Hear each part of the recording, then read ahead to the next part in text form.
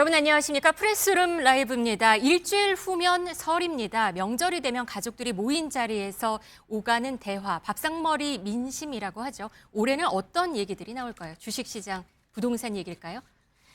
보겠습니다. 오늘 경제라이브는 김태봉 아주대 경제학과 교수, 박시동 경제평론가 나오셨습니다. 안녕하세요. 안녕하세요. 안녕하세요. 이재명 대통령은 요즘 SNS에 정책과 관련해서 여러 글들을 올리고 있습니다. 어제 저녁에는 참모들과 함께 깜짝 방문을 인근 전통시장으로 갔습니다. 소머리 국밥집을 찾았는데요. 그 모습 먼저 보시겠습니다. 와, popcorn 사러 가야 되겠어. 대통령님 팬입니다 저희가. 이거 어떻게 찍? 여기까지 방문해 주려 꿈에도 몰랐습니다. 오늘 밥 한번 먹고 가라. 사장님 맛있는 거 주세요. 갈수록 손님이 떨어지죠. 뭐 이제 요즘 경기가 경기인 만큼 또 대통령님께서 또 하도 열심히 잘 해주시니까 요즘에는 이제 청와대 직원분들 좀 많이 청와대 이쪽으로 오니까 가게를 얻고 싶어도 이제 가게가 없어요. 권리금 좀 생겼겠네. 이제 앞으로 생기겠죠. 이게 음식이 맛있다고 해서 먹었어요. 아, 예. 진짜 맛있는 거. 대통령 편하게 잡수고요. 일단 가실 적에 사진이나 이렇게 찍어주세요. 사인도 좀 해주시고. 네, 장사는 어떤지 식당 주인들한테 물어보기도 했다고 하는데요. 국민이 체감을 못하면 경제 좋아진 것 아니다. 이렇게 말을 했다고 전해졌네요. 네. 아마 이 현장 방문이 좀 오랜만인데요. 예, 두 가지 목적이 일단 있어 보입니다. 하나는 최근에 뭐 반도체라든지 뭐 우리나라 이제 중무장대 산업들의 수출 실적이라든지 이런 게 참 좋거든요. 네. 근데 그렇게 해서 일단 큰 기업들의 실적이 사실은 위에서만 머물지 않고 쉽게 말하면 이제 민생이나 내수 쪽으로 쭉 이제 온기를 타고 내려갔는지에 관한 현장 체크 목적이 아니겠는가 하나가 있고요. 두 번째는 이제 설을 앞두고 사실은 이제 현장에 민생 상황이 어떤가, 물가는 어떤가 뭐 이런 것도 체크하고 한편으로는 정책도 책상머리 정책이 아니라 현장에서 답을 찾아야 된다라는 메시지를 주기 위해서 아마 방문을 한 것 같은데요. 대통령 일단 카페 한 군데랑 식당을 이제 들린 것 같아요. 사실은 이제 청와대가 사실은 공식적으로 이제 대통령의 외부 이런 식사라든지 네. 현장 투어를 알린 것은 지금 작년에 12월 30일에 이제 청와대 인근에서 수제비집 간 이래로 두 번째인데요. 있었죠. 네. 이런 어떤 행보가 보여주는 메시지가 방금 말씀드린 그런 정도의 의미가 있지 않겠느냐 이렇게 좀 봐야 될 것 같습니다. 네, 최근 이 대통령은 다주택자를 겨냥해서 좀 강경한 메시지를 내놓고 있습니다. 이 주택 여러 채 소유한 공직자들은 연이어서 살지 않는 집을 매물로 내놓고 있는데요. 지금 한성숙 중소벤처기업부 장관은 4채 중에 3채를 내놨네요. 네, 최근에 이제 대통령께서 부동산과 관련한 메시지를 거의 매일, 심지어 하루에 몇 개씩 지금 내고 있는데요.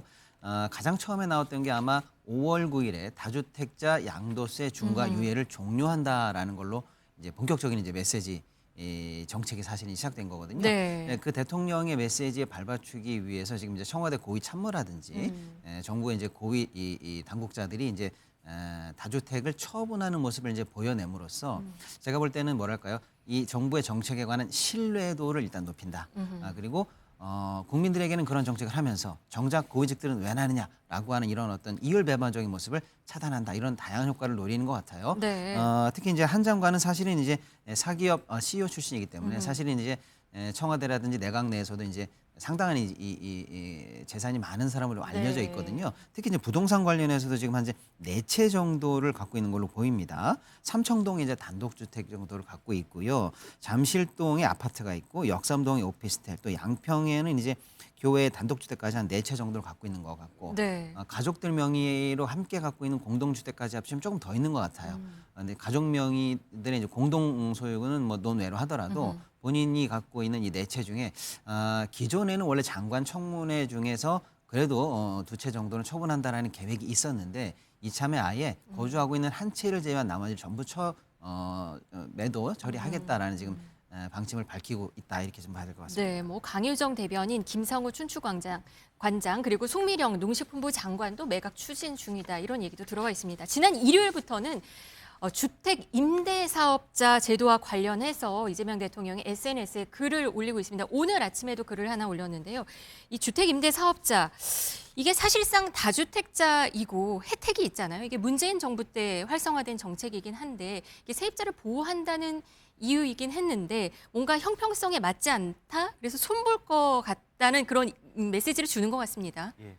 이게 아무래도 이제 집값 상승기에 갭 투자를 하기 위한 일종의 수단으로 좀 전락한 측면이 있었고 또 다른 한편에서는 이제 전세 사기라는 이런 우리가 사건을 마주하면서 과연 이런 제도가 이제 세입자들한테 궁극적으로 이제 안정적인 거주 요건을 이제 마련해주고 있느냐라고 살펴봤을 때 그러지 못하다는 이제 결론에 이르렀다고 보고요. 네. 그런 측면에서 어떤 과도하게 한 사람에게 다양한 다주택을 이제 보유하게 되는 이런 쏠림 현상에 대해서 좀 손을 봐야겠다라는 것을 이제 정부가 이제 생각을 하는 것 같습니다. 그런 네. 측면에서 이 어떤 양도세 관련 그 혜택들을 이제 축소하고자 하는 그런 움직임으로 보이는데 이제 과연 이게 또 실효성이 있을까라는 것은 사실 부동산 시장에서 다양한 의견들이 있어서 네. 아직은 좀 판단하기 어려울 것 같습니다. 네, 일단은 다주택자에 이어서 임사자 이 매물까지 시장에 최대한 끌어내기 위한 조치다 이렇게 볼 수 있을 것 같아요. 당장은 그렇게 볼 수 있는데 이제 부동산 시장이라는 게 이제 우리가 과거 여러 차례 경험을 통해서 알지만 항상 그 시장에서의 어떤 소비자들 또는 보유자들의 선택이라는 것이 그런 규제와 법에서 좀 벗어나는 우리가 생각지 못한 어떤 이거를 이제 역선택이라고 그러죠. 네. 그런 일들이 굉장히 발생하기 대표적인 것이 이제 매물 잠김 현상 뭐 이런 것이죠. 네. 그런 것들을 우리가 미리 참 예견하기는 어려운데 그런 측면에서 좀 어려운 과제라고 볼 수가 있겠습니다. 네. 그리고 정부가 외국인 부동산 투기 방지책 강화한다고 했는데요. 이게 오늘부터 시작을 합니다. 외국인이 오늘 이후에 계약을 해서 국내 부동산을 매수하는 경우에는 뭐 비자나 주소나 조달 계획 등을 모두 내야 하는 상황입니다. 이거는 사실 그동안 좀 논란이 있었어요. 이게 필요했던 것 같습니다. 예, 맞습니다. 왜냐하면 이게 우리나라 국민들한테는 어떻게 보면 차별적인 대우를 받고 있었거든요. 네. 예컨대 이제 금융 안정 어떤 규제로 LTV 규제나 DTI, DSR 규제들이 있죠. 그래서 뭐 집값 대기 뭐 일정 이상의 그 대출을 할 수는 없고 또 그 이하로 대출을 해야 된다거나 아니면 내가 갚을 수 있는 소득 여력에 따라서 매달 내는 어떤 원금과 이자 상환의 수준이 일정 비율 이하여야 된다는 그런 규제들을 우리가 전 국민이 네, 적용받고 있죠. 있었는데 네. 외국인들은 그 규제로부터는 자유로웠거든요. 이 사람들이 어떤 대출을 받고 어떤 소득으로 어떤 돈으로 이 집을 사는지에 대해서 전혀 우리가 파악을 못했었기 때문에 역차별이라는 논란이 있었고 어떻게 보면 좀 더 형평성 있게 맞추는 그런 정책이라고 볼 수가 있겠습니다. 네, 이 부동산 관련 이슈가 커지고 있는 이때 문재인 전 대통령이 우리가 부동산 정책만큼은 실패했다 이런 말을 했습니다. 유튜브에서 나와서 한 말인데 한번 들어보시죠. 처음 다룬 경제 재임 중에 펀드를 하나 아직도 가지고 있죠. 그럼 꽤 많이 올랐겠는데요? 아마도 부동산이 나의 가장 큰 성과랍니다. 일단 뭐 실패했다고 인정해야죠.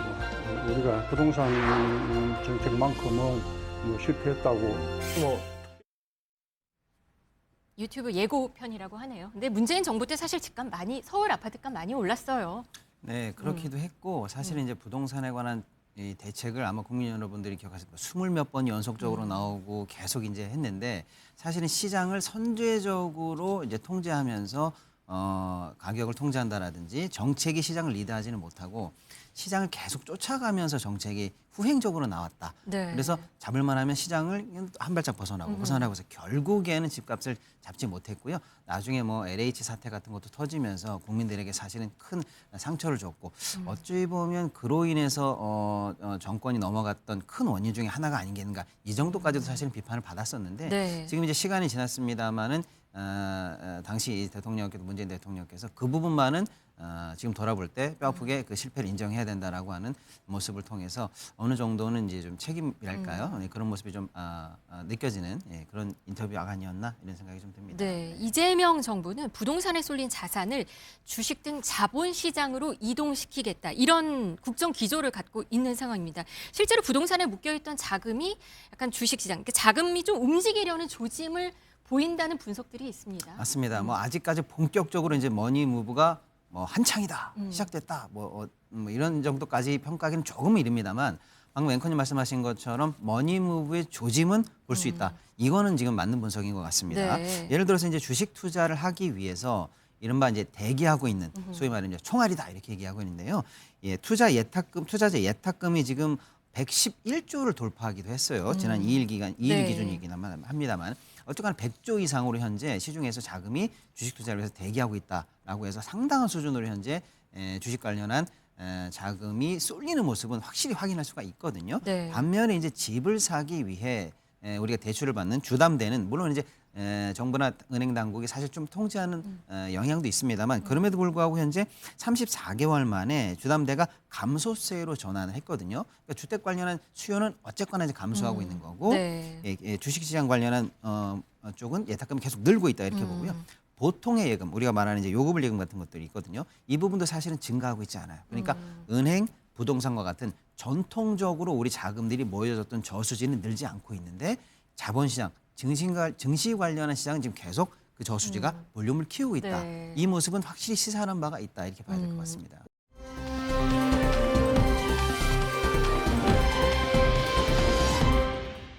주식시장에서 지금 봤듯이 우리 반도체주 지금 매우 호황을 보이고 있는데요. 투톱으로는 삼성전자 그리고 SK 하이닉스가 있습니다. 그런데 최태원 SK그룹 회장이 젠슨왕 엔비디아 CEO와 미국에서 치맥 회동을 지난주에 했다고 합니다. 이게 알려지면서 또 관심을 끌고 있는데요. 지난해 10월에 서울에서 있었던 깐부치킨 회동 이거 기억하시나요? 근데 젠슨왕이 이때는 그러니까 최태원 회장이 이때는 같이 참석하지 못했는데요. 그때 젠슨왕이 미국에 있었던 한국 치킨집을 거론하기도 했는데 그곳을 같이 갔다고 합니다. 관련된 목소리들 한번 들어보시겠습니다. Kambu chicken is pretty good. Anybody been to Kambu chicken? Me. Really? It's incredibly good. Incredibly good. 어제 깐부 회동 같은 거 다 직접 메이드 하신 걸로 알고 있는데 왜 못 가셨어요? I'm chairman of the World Geek Summit, so I cannot leave, even though he invited me to really good. My three brothers for Chimek, one was missing because he had to work yesterday. I don't know why Korea has the world's best fried chicken, but Korea has the world's best fried chicken. The best fried chicken in America is Korean. The restaurant is called Gugu Chicken. 99 Chicken in Silicon Valley is my favorite. 99 in Korean is Gugu. 99, right? Gugu Chicken. 네, 실리콘밸리에 있는 구구치킨 얘기를 지난해에 한번 했는데 지금 여기에 지난주에 최태원 회장과 같이 갔다고 지금 전해지고 있습니다. 이 뭐 엔비디아 본사 근처 한 19년 된 한국의 치킨집이라고 해요. 예. 아무래도 그 정말 친한 친구랑 이제 밥 먹자는 약속을 할 때 보통 그런 얘기 하지 않습니까? 우리 집 앞에 진짜 맛있는 뭐 순댓국밥집이 있는데 거기서 소주 한잔 하자.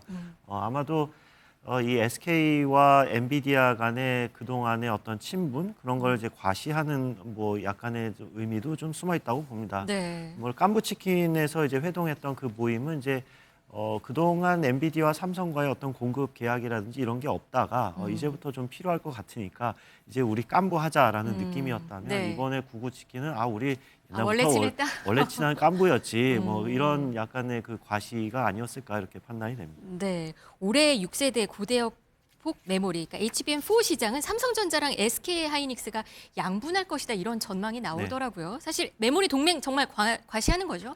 예, 그런 것 같습니다. 이 HBM은 참 재밌는 것 같습니다. 왜냐하면 이게 사람 인생을 얘기할 때 뭐 세용지마 이런 얘기도 하지만 이 산업에서도 뭐랄까 이런 여러 가지 다양한 환경의 변화 이런 것 때문에 이제 경쟁 구도가 이제 계속 바뀌는 것을 볼 수가 있는데 사실 이 HBM은 SK 하이닉스가 그동안 거의 독점해야 하다 온 그런 이제 분야하고 엔비디아에 거의 독점 공급을 하다가 최근에 이제 삼성이 이쪽 개발에 좀 신경을 쓰면서 사실 삼성은 이거에 대한 좀 아픈 손가락이었습니다. 네. 왜냐하면 2019년에 이 HBM 사업부를 없애버렸었거든요. 그 이유는 어떻게 보면은 그 승자의 저주일 수도 있습니다. 이 메모리 반도체라는 이 시장에서 사실 삼성전자가 그 압도적인 어떤 1등을 달리고 있었고 그때 그 초격차 어떤 전략이라는 것은 규격화된 표준화된 어떤 그 메모리 이 제품을 누구보다도 더 빠르게 효율적으로 더 시장을 선점하는 것이 이제 초격차 전략이었는데 이 HBM의 경우는 이제 엔비디아라는 어떤 특정 회사에 공급해야 되는 그 공급을 하면서 그들이 원하는 어떤 규격을 맞춰야 되거든요. 왜냐하면 이 HBM이라는 게 뭐냐면 그 그래픽 칩셋 바로 옆에 붙어 있는 이 메모리인데 네. 그거를 이제 쓰기 위해서는 그들이 그 그래픽 칩셋에 원하는 사양과 규격 그런 것들이 이제 굉장히 맞아야 다양하게 되는. 네. 다릅니다. 이게 일반적인 우리가 램 꽂을 때 그 메모리는 이제 규격화돼 있고 표준화돼 있는 어떤 게 있는데 이 HBM의 경우는 그 고객사에 맞게끔 우리가 만들어야 되거든요.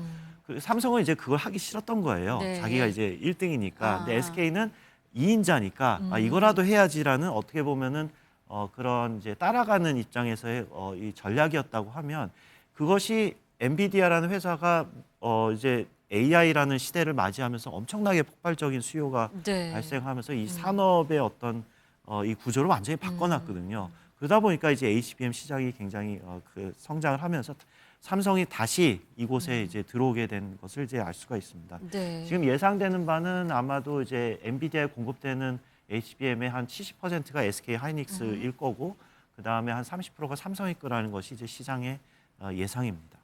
세계 메모리 반도체 3위 기업이 마이크론이 있거든요. 근데 여기에 들어가지가 않나 봐요. 네, 맞습니다. 이제 사실은 이제 메모리 시장은 원래는 이제 춘추 전국 시대를 예전에 겪었죠. 네. 그런데 이제 쉽게 말하면 이제 물량 공세라든지 규모의 경제가 이제 지배하면서 사실상 뭐 여러 업체가 있긴 합니다만은 실제로 이제 3강 체제로 세계 시장이 재편됐다 이렇게 네. 보고요.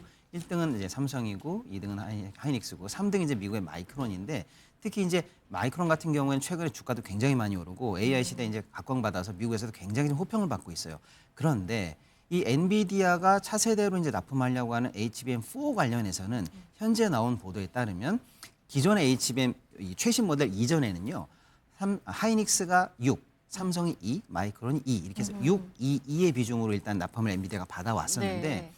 가장 최신 모델인 이제 HBM4에는 하이닉스가 7, 삼성이 3. 그럼 마이크론이 비중으로 갖고 있던 2를 삼성과 하이닉스가 각각 10씩 가져가는 모양새가 된다는 게 네. 현지의 보도거든요. 그래서 지금 주가들이 이렇게 그렇습니다. 좋은 근데 잘 나가던 마이크론 입장에서는 차세대 경쟁에서 뒤지는 거 아닌가라고 해서 일단은 조금 주가에 찬물을 껴안고 있고요. 우리 입장에서는 상당히 반사이익을 볼 수 있는 상황이다라고 해서 후발주자였던 마이크론을 좀 따돌리고 더 한편 이제 기술 격차를 벌릴 수 있는 호재가 아닌가 이런 분석이 좀 나오고 있는 겁니다. 이번 실리콘밸리 구구치킨 치맥 회동 다시 돌아올게요. 이때 봤더니 최 회장의 자녀 최민정 인테그랄 헬스 대표 그리고 젠슨 황 자녀 메디슨 황 엔비디아 로보틱스 부문 시니어 디렉터도 함께 했다고 합니다. 이 딸들이 같이 왔어요. 여기에 보이는 의미도 있는 것 같습니다. 네, 일단은 뭐 가족적인 분위기를 내는 것도 있고요. 양쪽 그 회장들의 딸들이 다 사실은 현재 경제 활동을 하고 있는 그리고 나름대로 실력과 능력을 보여내고 있다는 측면에서 쉽게 말하면 이제 거물인 아버지를 보좌하기에도 충분한 실력을 사실 보여내고 있어요. 네. 그러니까 뭐 이렇게 같이 어울리는 게 가족적인 분위기뿐만 아니라 경제적인 이유로 보더라도 전혀 뭐 이상할 게 없는 그런 상황이다 이렇게 볼 수가 있겠고요. 네. 특히 이제 최민정 씨 같은 경우는 우리한테는 좀 낯설지만 이색적인 모습으로 기억이 많이 남을 거예요. 재벌가 자녀들 중에서 처음으로 해군에 자원 입대했고 네. 그래서 우리나라 구축함을 타고 사실은 아덴만해역에 파견까지 다녀온 경력이 있어서 상당히 이제 이력이 있는데 현재 미국에 있는 헬스케어 관련한 회사를 현재 창업을 해서 현지에서 활동을 하고 있는 걸로 일단 보여집니다. 네. 그 최태원 회장 장녀도 헬스 분야에 있던데요. SK 바이오팜 전략본부장. 맞습니다. 네. 지금 SK 쪽에서 뭐 기존에 하고 있는 반도체라든지 뭐 원래 뭐 많이들 합니다만은 차세대로 주목하고 있는 어떤 산업 섹터 하나가 사실 바이오인데요. 특히 이제 SK 관련해서 바이오팜이 이제 장녀인 최윤정 씨가 사실은 이제 이끌고 있다라고 해도 과언이 아닌데 특히 이제 SK팜 쪽에서는 차세대의 이 암을 겨냥한 방사성 암 물질을 이제 개발하는 걸로 지금 업계에서는 알려져 있고요. 나름대로는 순항을 하고 있는 것 같아요. 그리고 조만간에 최근이죠. FDA로부터 일상 계획을 일단 승인받았다고 하니까요. 여기서도 이제 추가적인 성과가 나오는 것을 아마 이제 SK그룹 측에서도 좀 기대를 하는 그런 상황이라서 딸 둘이 바이오라든지 AI랑 결합된 바이오 쪽에서 뭔가 차세대의 SK의 먹거리를 발굴하고 있다. 이런 평가를 좀 받고 있습니다.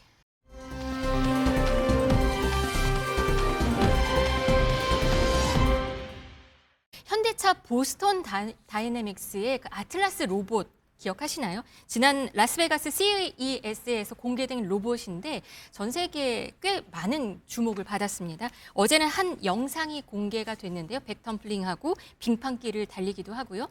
공장 실습도 간다고 합니다. 한번 같이 보시겠습니다.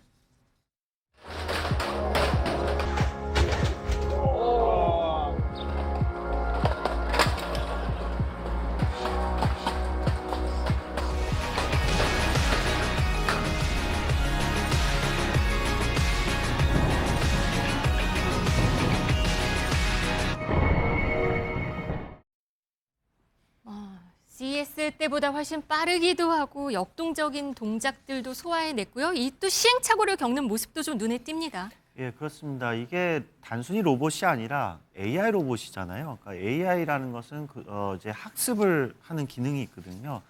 그런 경험을 축적해서 학습을 하고 그걸 개선하고 그걸 실제로 그 물리적 저런 공간에 다시 구현을 해내고 한다는 것이 참 놀라운 어떤 발전을 볼 수는 있는 것 같습니다. 이게 그러니까 지금 한 달 정도 더 훈련을 통해서 만들어낸 결과물이군요. 네, 그렇습니다. 예. 이 로봇은 2년 뒤에 미국 조지아주 공장 작업 현장에 투입될 예정이라고 합니다. 아주 이제 주목을 끄는 부분이 바로 그건데요. 네. 사실은 미국의 테슬라라든지 중국이라든지 다양하게 이제 로봇 관련해서 앞서고 있는 회사가 있습니다만 현대 아틀라스가 특히 더 주목을 받는 부분이 바로 그겁니다. 방금 우리가 영상에서 봤듯이 뛰어난 학습 능력, 운동 능력, 피지컬한 모습들 이런 건 너무나 이제 우리가 충격적이다 할 정도로 지금 굉장히 좋은 모습을 보여내고 있는데요. 더 이제 업계에서 이제 호재로 보고 있는 것은 뭐냐면 바로 그겁니다. 2028년에 시운전으로 실제 산업 현장에 들어가고요. 그 시운전을 성공적으로 마칠 경우에 2030년이면 본격적으로 양산을 해서 전 세계 공장에 납품하겠다라는 계획이 나와 있어요. 이게 뭐냐면 로봇 중에서 타임테이블이 나와 있는 그리고 타임테이블이 가장 구체적으로 그리고 믿을 수 있는 로봇이라는 거예요. 왜냐하면 현대가 공장이 있잖아요. 현대는 직접 투입할 수 있고 거기다 제조 공장이기 때문에 현대에서의 학습을 끝냈다라고 하면 전 세계 어느 공장에서도 다 투입이 가능하다는 신뢰를 얻을 수가 있거든요. 그런 측면에서 기술 좋은 로봇은 많습니다만 산업적 측면에서 또 자본적 측면에서 투자하고 키우고 현장에 투입할 수 있는 타임테이블 중에서 가장 현실적인 답을 내놓고 있다는 측면에서 자본시장에서 관심이 가장 높은 부분이 바로 그 부분입니다. 네, 실제 아틀라스는 단순히 잘 만든 로봇 그 이상의 의미를 지니고 있는 것 같습니다. 글로벌 완성차 업체인 현대차가 자동차 기업을 넘어서 어떤 로봇, AI로 성장 스토리를 확장하는 거 그거 플러스 현대차 그룹의 좀 오랜 수건이었던 약간 승계 문제와도 좀 맞물려 있다고 해요. 이건 무슨 얘기인가요? 네, 그 부분까지 간다면 이거 진짜 재밌는 얘기가 되는 거죠. 네. 예, 현대의 기존의 자동차 회사로서의 한계를 우리 이제 로봇 하는 회사야라고 해서 그럼 로봇과 자동차를 같이 하는 회사는 테슬라하고 우리밖에 없어. 이렇게 해가지고 이제 세계적인 기업에 반열에 오를 수 있다까지는 좋은데 사실 이제 국내적 이슈로 돌아보면 현대가 아직 상속 문제가 아직 끝나지 않았어요. 그런 측면에서 어떻게 현대가 상속을 할 건가라고 기존에 제기되는 여러 시나리오는 예를 들어서 모비스라든지 글로비스 지분을 모비스가 아니고 글로비스 지분을 팔아서 그걸로 상속세를 납부한다. 이런 정도의 시나리오가 있었는데요. 그때 필요한 이 소위 말하는 상속세 관련한 금액이 한 5조 내외로 업계에서는 추산을 했거든요. 네. 그런데 그 사이에 인수했던 보스턴 다이나믹스라는 회사가 지금 로봇 테마를 달면서 전 세계적으로 주목을 받고 있어요.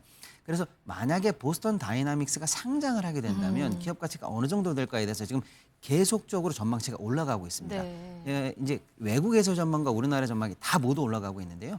가장 보수적으로 잡더라도 100조, 높게는 150조 사이까지 현재 추산이 돼요. 거기에 정선 회장의 개인 지분이 있습니다. 그러니까 그것만 팔더라도 상속세 관련한 재원 마련하는데 문제가 없다라고 해서 현대의 차후 승계 구도에 보스턴 다이나믹스가 생각외로 효자 노릇을 할 수도 있다. 이런 분석도 좀 힘을 얻고 있습니다. 그렇군요. 이 와중에 중국 로봇 산업 얘기 안 할 수가 없을 것 같습니다. 너무도 빨라서 사실 무섭기까지도 하는데요. 중국 로봇 기업 에지봇이 세계 최초로 로봇 200대를 동원해서 갈라쇼를 열었다고 합니다. 로봇이 공중부양 마술도 했다고 하는데요. 한번 보시겠습니다. 此刻，我的芯片在发热，我的程序在沸腾，让我听到你们的掌声，好吗？来这里不是为了展示，是为了炸场。欢迎来到机器人技能争霸，欢迎来到首届机器人奇妙夜2026。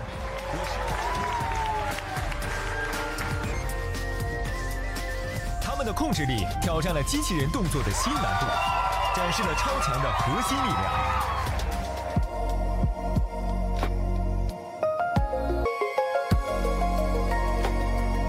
灵犀的身体轻盈的如同一片羽毛，在浩瀚的宇宙之中飘荡。 공중부양 마술까지 로봇이 하네요. 이거 네. 정말 중국의 로봇은 정말 좀 무섭게 진화하는 것 같다는 생각도 들어요. 네, 일단은 하드웨어적으로는 상당히 진보된 건 맞고 특히 네. 그런 그 로봇의 어떤 부품 기술, 뭐 액추에이터 뭐 이런 것들이죠. 이런 것들이 이제 한국과 중국이 이제 경쟁 구도에 있다고 이제 볼 수는 있고 다만 우리 저런 어떤 갈라쇼나 이런 것들이 뭐 대단해 보이긴 하지만 네. 사실은 미리 약속된 계획된 그런 쇼이지 않습니까? 아, 네. 그러니까 저게 진짜 AI의 어떤 그 구현이냐라고 살펴보면 그렇지는 꼭 않거든요.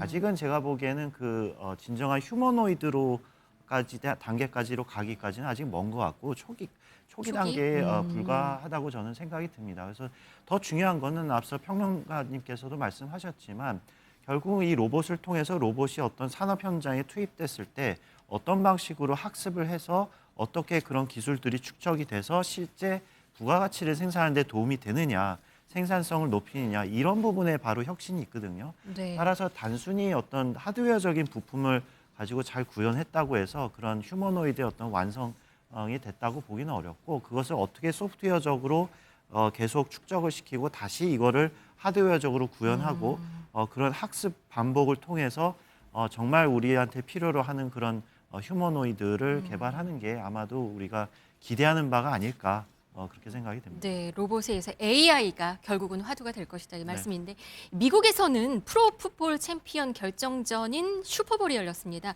이게 1억 3천만 명이 시청을 하다 보니까 사실 여기 광고가 항상 뜨거운 감자였는데요. 이번에는 올해는 AI가 광고 시장을 덮었다고 합니다. 근데 이게 30초당 117억 원짜리입니다, 교수님. 네. 이걸 어떻게 이해해야 되는 건가요? 그래서 이게 초당 가격으로만 보면 놀랍긴 한데 네. 사실 저 슈퍼볼의 광고는 딱 그때 당시에 나오는 광고 영상만이 홍보 효과가 있는 건 아닙니다. 사전부터 이제 예고편도 나오고요. 네. 뭐 다양한 SNS나 유튜브에도 나오고 슈퍼볼이 끝나고도 여러 가지 이제 바이럴 형태로 이게 끊임없이 재생 반복이 되거든요. 네. 그러다 보니까 이제 광고 효과라는 게 굉장히 크기도 하고요. 9천억 경제 효과만 네네네. 9천억이라고 하는데 그 정도라고 볼 수 있는 거예요? 그렇다고 저는 생각이 듭니다. 네. 왜냐하면 이게 그 미국 전역에서 이제 네이션 와이드로 이제 방송이 되기도 하지만 단순히 미국뿐만 아니라 인근 국가인 캐나다나 멕시코 또는 라틴 아메리카에서도 전부 다 시청을 합니다. 네. 그러니까 그 미 대륙 전체가 다 같이 시청하는 프로거든요.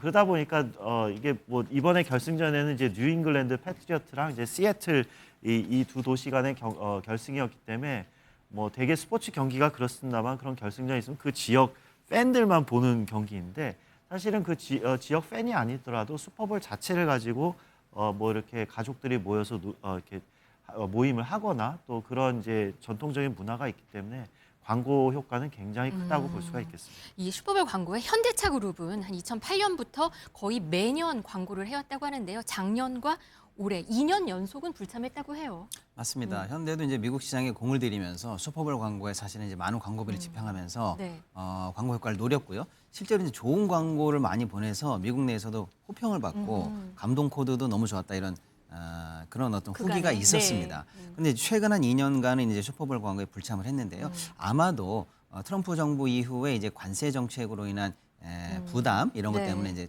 과도한 지출을 조금 억제해야 된다라는 어떤 그런 조건이 좀 있었을 것 같고요. 최근에 사실 AI라든지 자동차라든지 이 모든 산업에 관해서 유행이 너무 빨리 바뀌고 있어요. 그래서 고액의 광고비를 집행하고 딱 이거다라고 컨셉을 잡기도 조금 어려운 시장이라서 신중한 어떤 접근 때문인 것 같다라는 이런 두 가지 분석이 있는 걸로 보입니다. 알겠습니다. 오늘 경제 라이브는 여기서 마무리하겠습니다. 박시동 평론가, 김태봉 교수 함께했습니다. 고맙습니다. 감사합니다.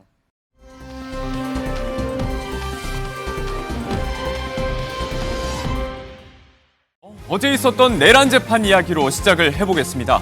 박성재 전 법무부 장관의 내란 주요 임무 종사 등 혐의 재판, 서울중앙지법 형사합의 33부가 맡고 있습니다.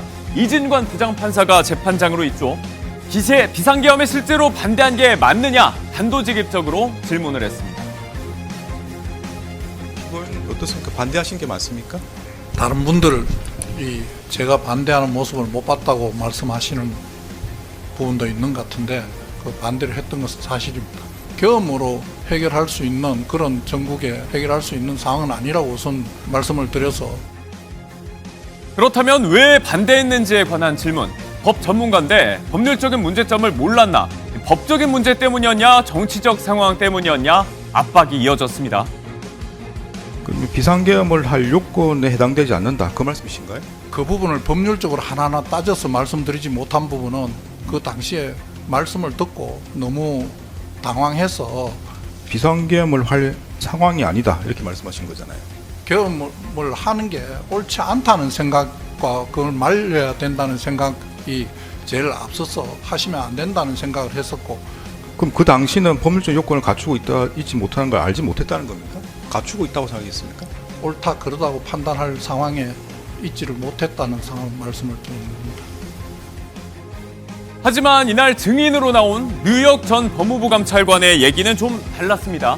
계엄 선포 직후 밤 11시 반쯤에 법무부 실국장 회의가 소집되자 계엄 때문이면 일체의 지시를 따를 수 없다면서 박 전 장관에게 사표를 냈던 인물입니다. 이 경우에 제가 장관이었고 문제의식이 있었더라면 저라면 그렇게 했을 것 같습니다. 나도 지금 이 상황이 무슨 상황인지 모르겠어. 그러니까 어떻게 해야 될지 좀 논의를 해봅시다 라고 야라도 얘기를 했어야 되는데 전혀 그런 거 없었거든요. 저라면 창피해서라도 회의 주재 못합니다. 박 전 장관이 딱히 계엄에 반대하는 걸로 보이지는 않더라. 국무회의 등 전후 상황을 앞서와서 봤다면 문제의식이 더 있었어야 한다는 얘기입니다. 한 가지 덧붙일 게 있다면서 감정이 격해지기도 했는데요. 윤석열 전 대통령에 관한 얘기였습니다. 저로서는 계엄이 선포될 만한 상황이라고는 뭐 전혀 생각하지 않았고 저로서는 사실 좀 깜짝 놀랐을 뿐입니다. 한 가지 더 덧붙일 게 있습니다. 계엄을 선포하는 장면을 제가 텔레비전을 통해 가지고 계속 봤는데요.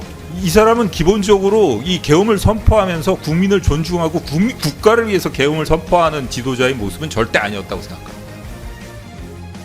네, 이번엔 국회로 가보겠습니다. 능구렁이처럼 김정은 신기 보좌 어디다 대고 어제 있었던 국회 대정부 질문 이 김민석 국무총리와 국민의힘 박충권 의원 간 두 사람에게 나온 표현들입니다. 정치권의 공방으로 비화하고 있는 얘기인데요. 바로 어제 모습 한번 보시겠습니다. 지난해 말 북한이 공개한 신형 핵잠은 보셨습니까? 그러니까 이게 우리에게 어느 정도 위협이 된다고 생각하십니까? 북한의 위협은 지금 말씀하신 핵 잠수함뿐만 아니라 북핵 전체가 이미 위협입니다. 이렇게 눈구렁이처럼 넘어가려고 하지 마시고 이게 얼마나 위험천만한 무기인지는 알고 계십니까? 그 눈구렁이라는 표현은 취소해 주십시오. 좀 제 부적절하지 질문에 않습니까? 똑바로 답하시면 됩니다. 정확하게. 답을 하는데 그런 인신모독적 표현을 쓰는 것은 부적절하지 않습니까? 제 질문에 답해 보십시오. 그것을 취소하신 다음에 질문해 주십시오. 제가 취소하면은 똑바로 답하시겠습니까? 취소하십시오.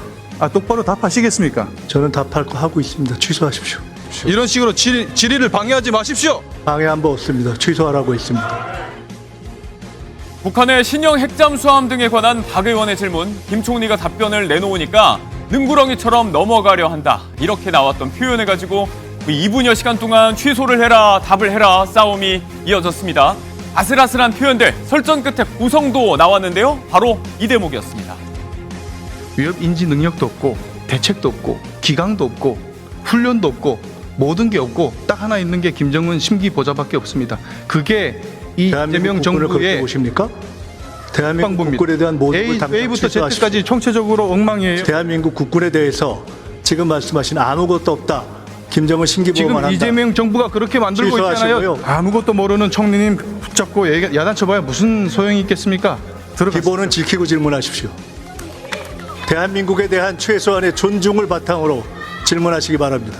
어디다 대고 대한민국 국군에 대해서 아무것도 없다고. 안보를 망치고 어디서 대한민국 국군에 대해서 아무것도 없다고 김정은 신기보호만 한다고 어디서 그렇게 얘기할 수 있습니까? 이재명 정부가 그렇게 만들고 있잖아요.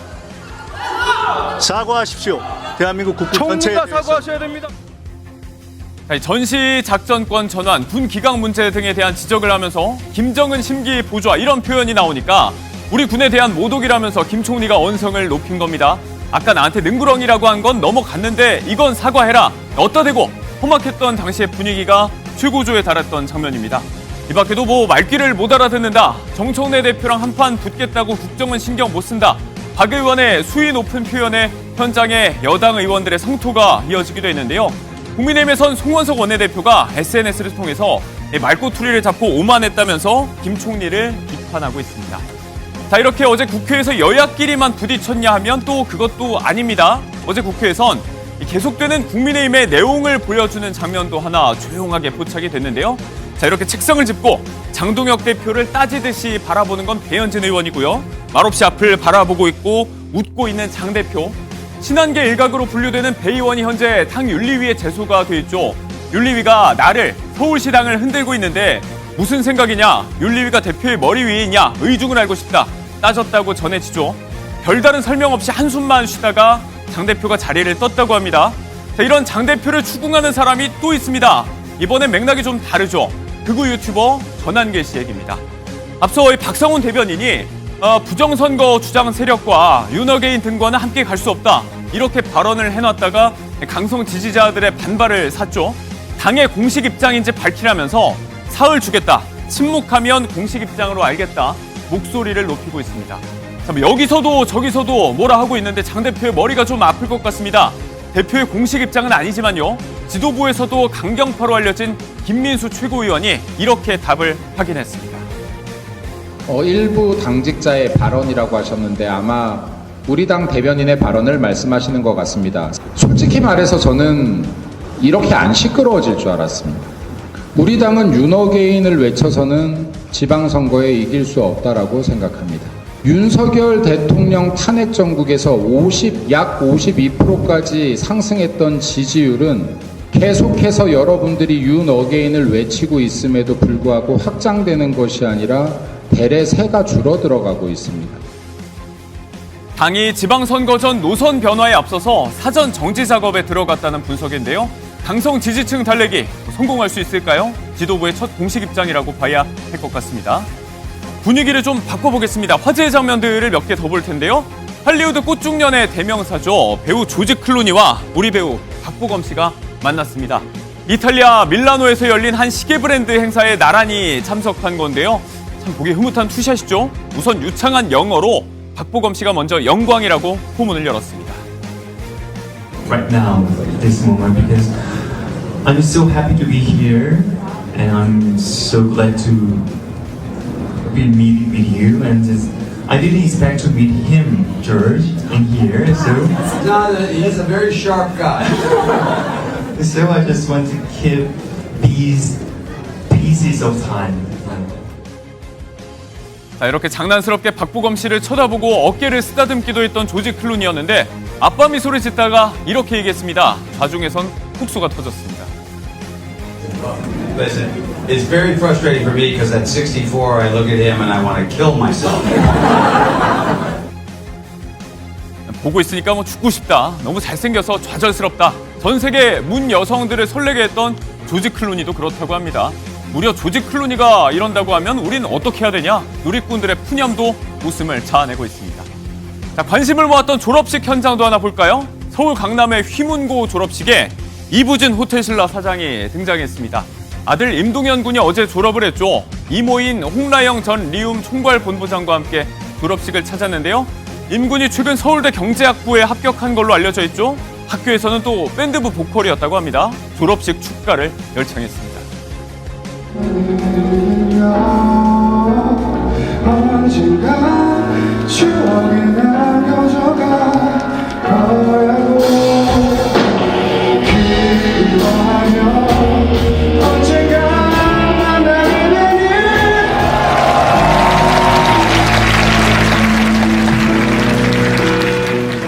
자, 이렇게 다른 학부모들 틈에서 아들 노래 따라 부르고 활짝 웃고 박수를 치는 모습. 아유, 우리 아들 잘한다 흐뭇해하는 여느 학부모와 다를 바가 없는 모습이죠. 꽃다발을 안기면서 축하한다 인사하는 엄마와 아들, 바야흐로 졸업식의 계절입니다. 자, 뉴스라이브는 여기까지고요.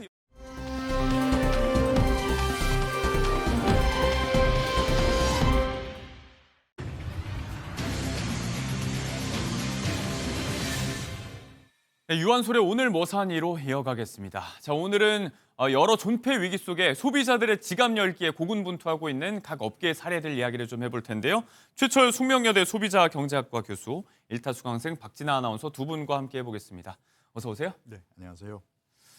옛날 이야기를 좀 해보려고 하는데 이게 사실 예전에 친구들끼리 시내에서 모인다고 하면 보통 약속의 거점으로 많이 활용되던 게 대형 영화관이곤 했습니다. 영화를 안 보더라도 주변에 뭐가 많고 그랬었는데 자, 영화관의 명성이 예전 같지 못한 것 같습니다. 관객 수가 많이 줄었죠. 네, 그렇습니다.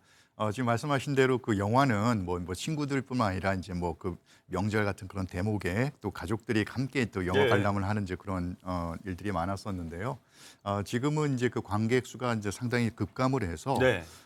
좀 몇 가지 좀 아주 깜짝 놀랄 그런 소식들이 좀 전해지고 있습니다. 예를 들어서 그 대구에서 네. 65년 동안 동성로를 지켰던 그 극장이 있었는데요. 멀티플렉스요. 예, 그 CGV 극장인데 그게 폐업을 했다는 소식이고요. 예. 제 고향인 대전에서도 그 둔산이 되게 이제 그 예. 중심 상권인데 거기에 그 메가박스라는 그 영화관이 또 휴업을 했다고 해요. 네. 그만큼 이제 그 관객 수가 급감한 것이 이렇게 나타나고 있는데요. 이렇게 이제 많은 그 이제 그 영화관들이 이제 문을 닫는 그런 그 이유를 보면은 예.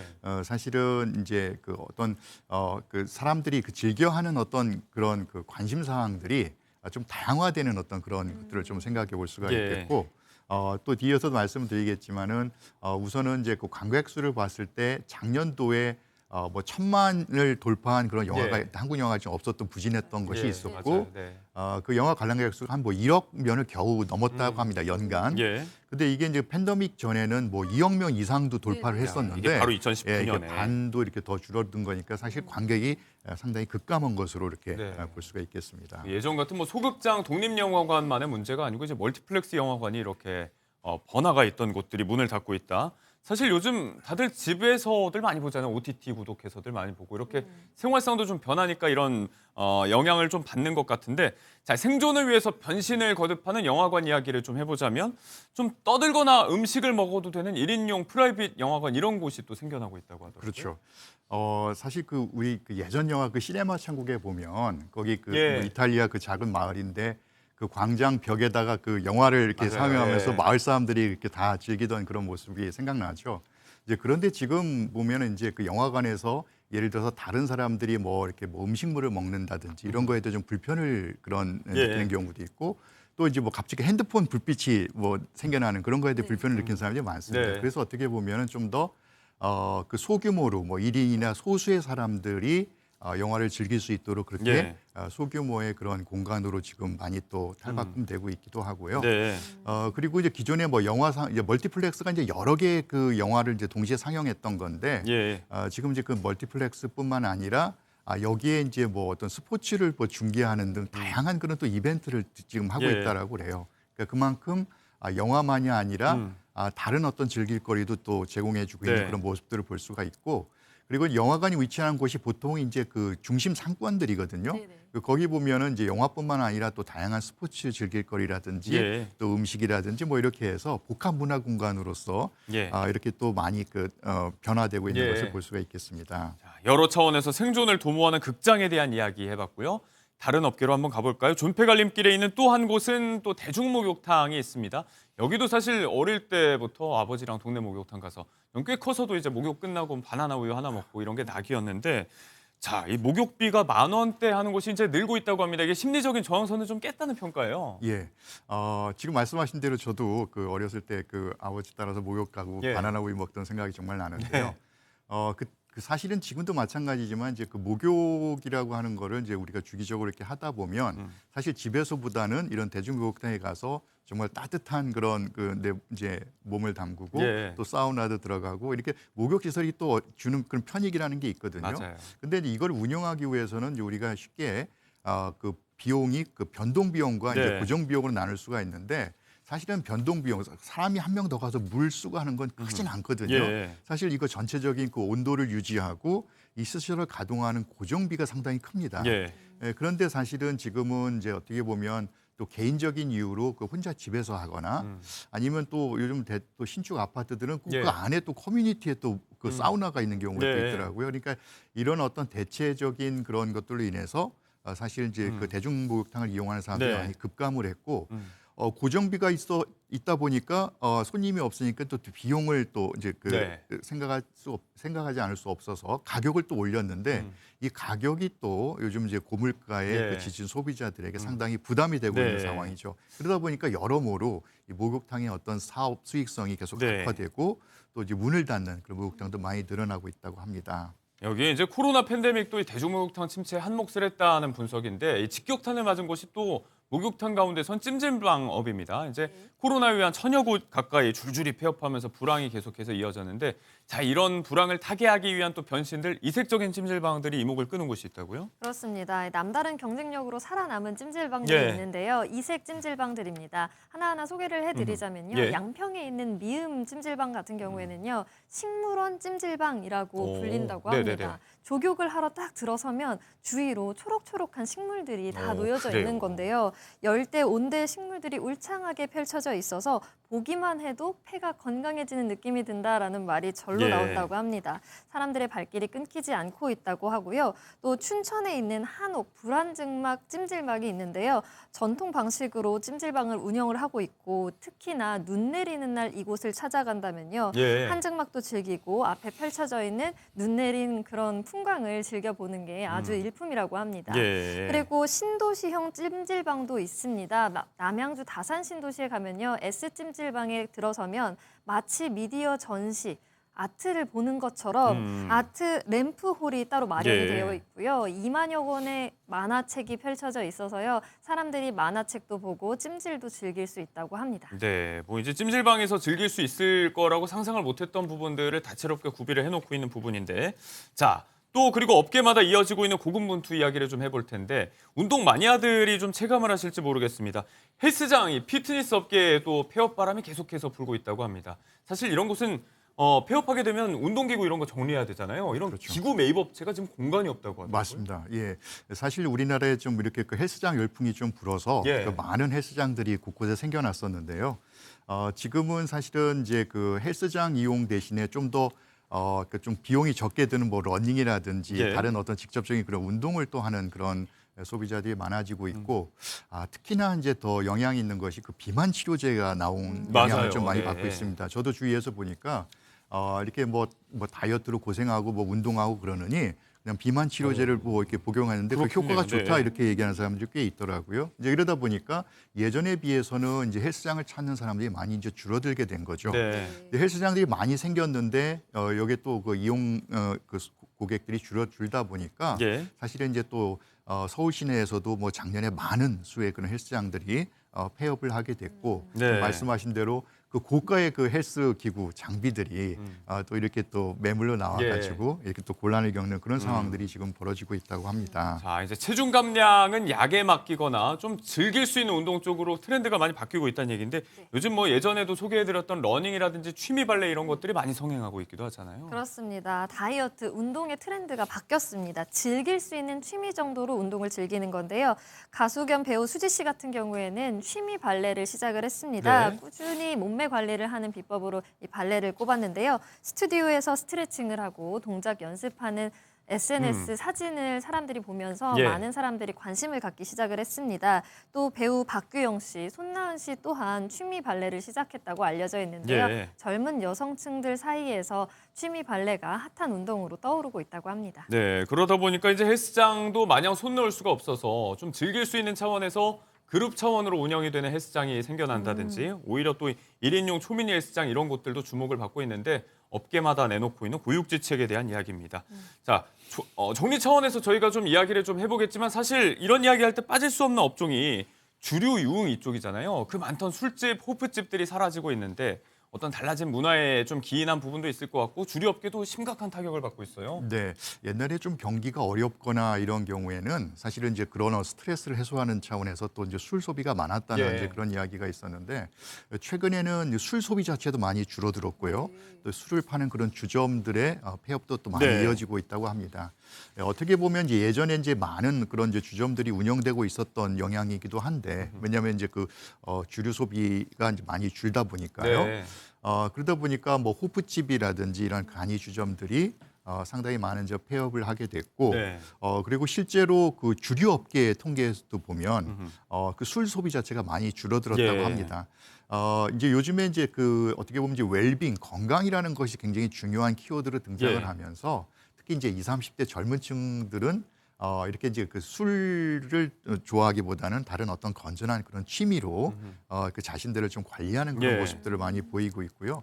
그래서 뭐 그게 뭐 요즘 뭐 그 소버 큐리어스라는 그런 소버 술 취하지 않고 이렇게 맨정신에 뭐 이런 말이 유행할 정도로 이렇게 술에 대한 소비가 이제 많이 그 줄어든 상황입니다. 예. 예, 어떻게 보면 이제 건강을 이슈로 하다 보니까 이제 술을 당연히 이제 좀 멀리하는 것은 되게 좋지만 예. 어떻게 보면 또 기존에 이거를 또 자영업의 그 기반으로 삼았던 예. 그 자영업자들의 그런 그 어려움들이 또 가중되고 있어서 네. 좀 이제 걱정이 되고 있긴 합니다. 뭐 여기에다가 이제 또 자영업자들의 고민이 실제로 이제 물가가 많이 오르기도 네. 했지만 또 인건비가 또 많이 또 올랐거든요. 맞아요. 그러니까 예. 이런 여러 가지 그런 비용 지적인 측면을 감당하기 어렵다 보니까 이런 어떤 수요가 감소하는 거에 예. 따라서 더 많은 타격을 받고 있는 것입니다. 네, 여러 업계를 중심으로 이야기를 해봤는데 맥락은 비슷할 것 같습니다. 결국은 뭐 단순히 경기가 어렵다로 좀 정의가 되는 부분들인데 자, 생활상이 달라지면서 또 사양 산업이 있겠지만 또 그 자리를 대체하는 업종도 생겨나죠.